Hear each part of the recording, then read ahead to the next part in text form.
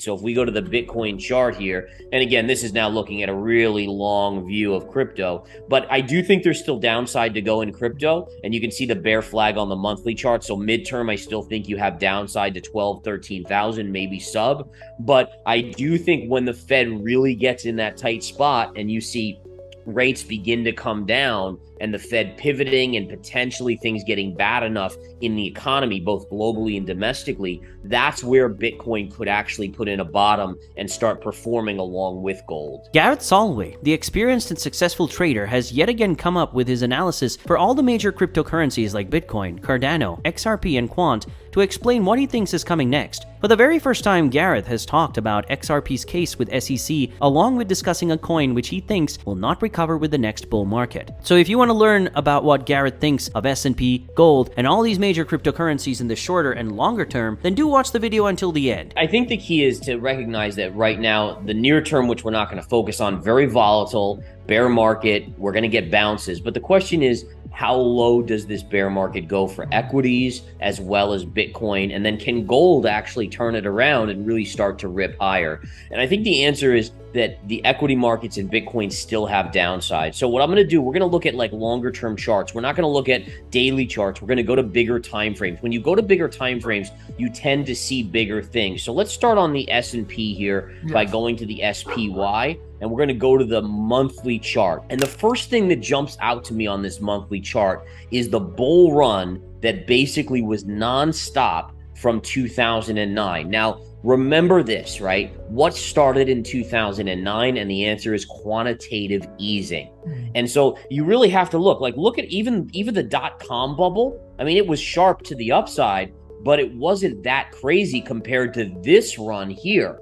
And so what that does is that makes me very nervous that we've pulled forward so much of our gains over the mid and long term that the markets are going to have significant further downside. In fact, if we're talking worst case scenarios on these spiders, the S&P 500, I think you could, this is a worst case scenario, you could find yourself back to retest the double top high from 2000 and 2007. Now that's a worst case scenario. If we're talking some other ideas here, this would be kind of my best case scenario, which is the connector from 2009 here, here, and here. And if we look at that, that's right around 300 on the SPY, which is right around the S&P 500 hitting 3,000. So you have a best case scenario long-term and a worst case scenario. Both cases are negative.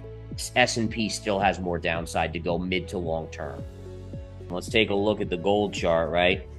So remember, during bear markets, the idea generally is that gold does well. And what you could see is that in 2000, gold bottomed out and actually did have a nice move up and even continued to run higher all the way until 2011. So, I mean, talk about a bull market. That was an incredibly strong bull market.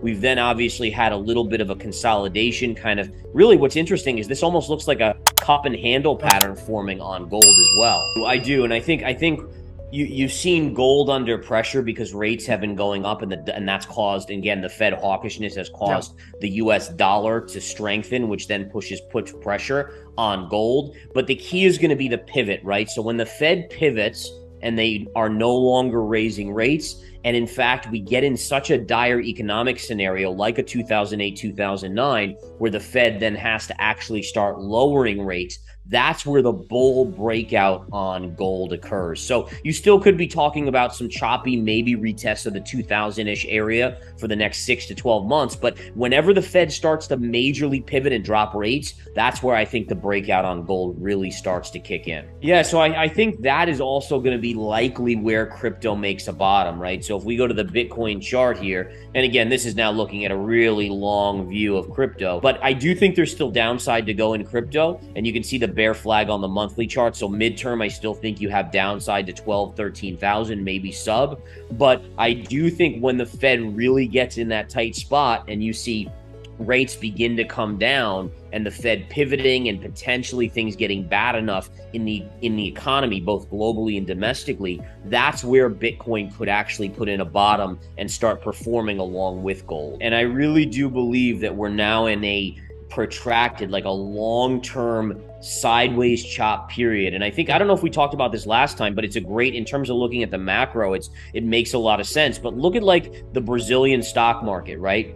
So if you look at, what does this look like, Paul? See this run up from 2002 to 2008? Look at that run in the Brazilian stock market. So let's take a look. Let's take a look at Cardano here. So this is the weekly Cardano chart. So this isn't going to tell us what it's going to do in the next couple days. The weekly Cardano chart continues to be a concern, and I'll show you why here. And again, I like Cardano, but the chart is the chart, right? The chart is my master, essentially. And it bothers me a little bit. You can see this support here, pivot, and right through here. And look, we're starting to peak below that trend line.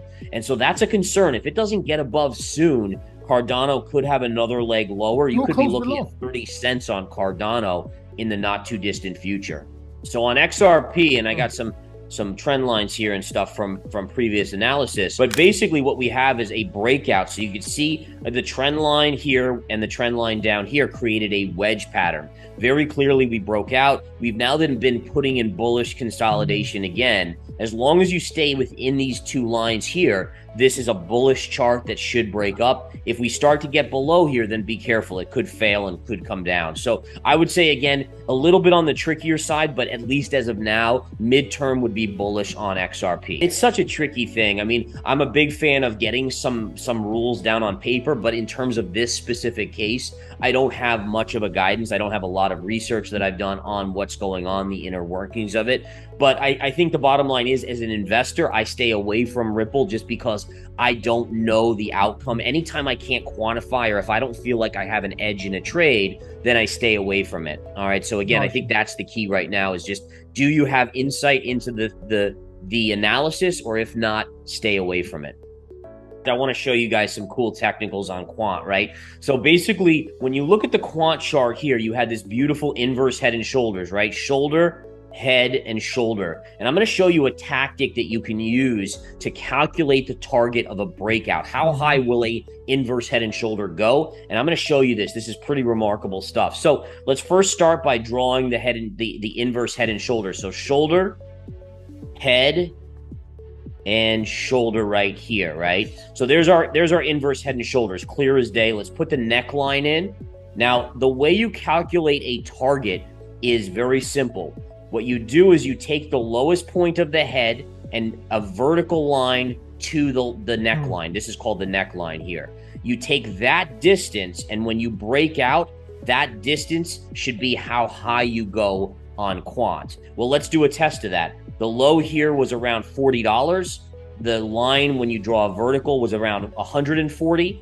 So now you have a $100 move to this line, which means when you broke out here, you should go $100 higher. Well, the breakout occurred at 125, which means at 225 was your target. Look at that. Look at that. Right to the target, and look at the pullback.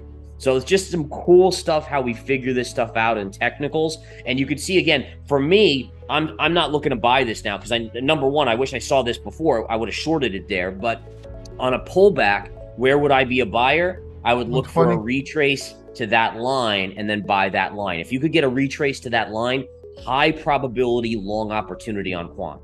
Yeah, we haven't seen the break of 17.5, although we still have 2.5 months left. So there's still a lot of time. If we think about just here alone on Bitcoin, it went from 31,000 to 18 in about, what was that?